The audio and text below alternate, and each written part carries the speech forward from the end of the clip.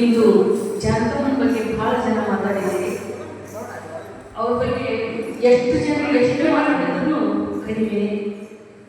ನಾವು ಚಿಕ್ಕವರಿದ್ದಾಗ ನಾನು ಹಾಡ್ತಾ ಇದ್ದೆ ಅಂದ್ರೆ ನನ್ನ ಹೆಸರು ಭಾರತಿ. ಭಾರತಿ ಅನ್ನೋದನ್ನು ಬಿಟ್ಟು ಬರೀ ಜಾನಕಿ ಜಾನಕಿ ಅಂತ ಕರೀತಾ ಇದ್ದೆ. ಜಾನಕಿ ಅಂತ ಕರೆಯುವ ಶಬ್ದವನ್ನ ಕೇಳಿದ್ರೆ ನನಗೆ ಹಾಡೋ ಹುಮ್ಮಸ್ಸು ಇನ್ನೂ ಹೆಚ್ಚಾಗ್ತಾನೆ ಇತ್ತು. ಹೀಗಾಗಿ ನಾನು ಚಿಕ್ಕಂದಿನಲ್ಲೇ ಹಾಡುವುದನ್ನ ಅಭ್ಯಾಸ ಮಾಡ್ತಾ ಬಂದೆ. ಇವತ್ತು ಇಲ್ಲಿವರೆಗೂ ಬೆಳೆದಿದ್ದೀನಿ ಅಂದ್ರೆ ನನ್ನ ಹೃದಯದ ಮಧ್ಯದೊಳಗೆ ಅವರನ್ನ ಗುರುವಾಗಿ ನಾನು ಸ್ಥಾಪನೆ ಮಾಡ್ಕೊಂಡಿದ್ದೀನಿ. ಅವರ ಆಶೀರ್ವಾದದಿಂದ ನಾನು ಇವತ್ತು ಹೆಚ್ಚಿನ ಒಂದು ಸಾಧನೆಯನ್ನು ಮಾಡಲಿಕ್ಕೆ ಸಾಧ್ಯ ಇದೆ. ನನ್ನ ಮಗ ನಮ್ಮ ಹತ್ರ ಇಲ್ಲ ಇವಾಗ. ನನ್ನ ಮಗ ನನ್ನಿಂದ ಅಲ್ಲೇ ತಾನೆ 6 ವರ್ಷ ಕಳೆದು ಮಧುಸೂದನ್ ಚೆಟ್ಟಿ ಅಂತೇಳಿ ಅವನ ಹೆಸರಲ್ಲೇ ಒಂದು ಸಂಸ್ಥೆ ಮಾಡಿ ಅವನು ಸಮಾಜ ಸೇವಕ. ಅಂದರೆ ಬಡ ಅನಾಥ ಮಕ್ಕಳ ವಿದ್ಯಾರ್ಥಿಗಳಿಗೆ ದಾನ ಧರ್ಮ ಮಾಡಮ್ಮ ಅಂತ ನನಗೆ ಹಿಂದಿನ ದಿನ ಹೇಳಿ ಹೋದಂತ ನನ್ನ ಮಗ ಇವತ್ತಿಗೆ 6 ವರ್ಷ ಗತಿಸಿತು.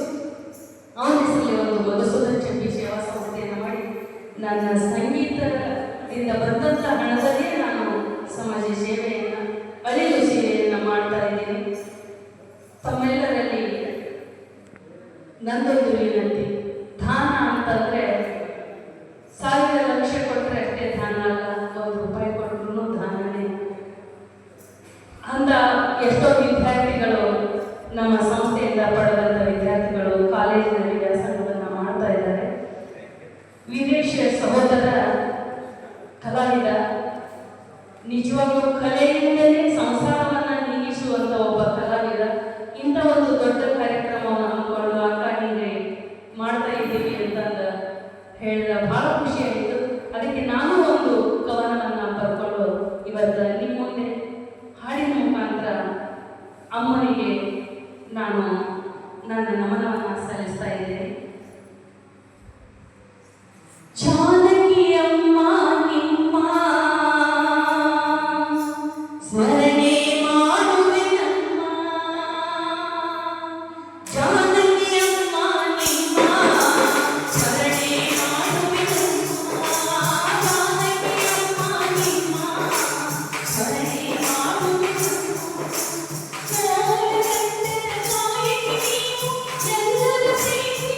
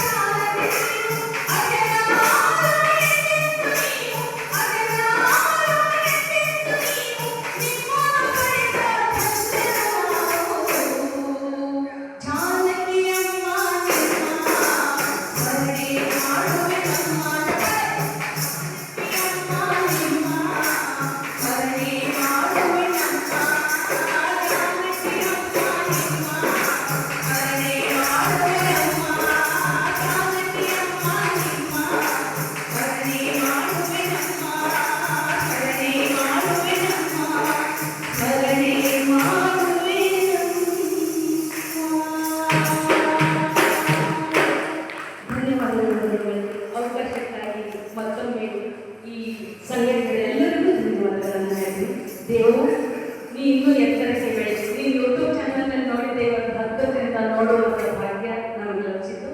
ಇನ್ನು ಅಮ್ಮನ ಆಶೀರ್ವಾದದಿಂದ ಬೆಳೆಯುತ್ತ ಈ ಮುಖಾಂತರ ನಾನು ನಿನಗೆ ಹರಿಸುತ್ತೇನೆ. ಕೇಳಿದಂತೆ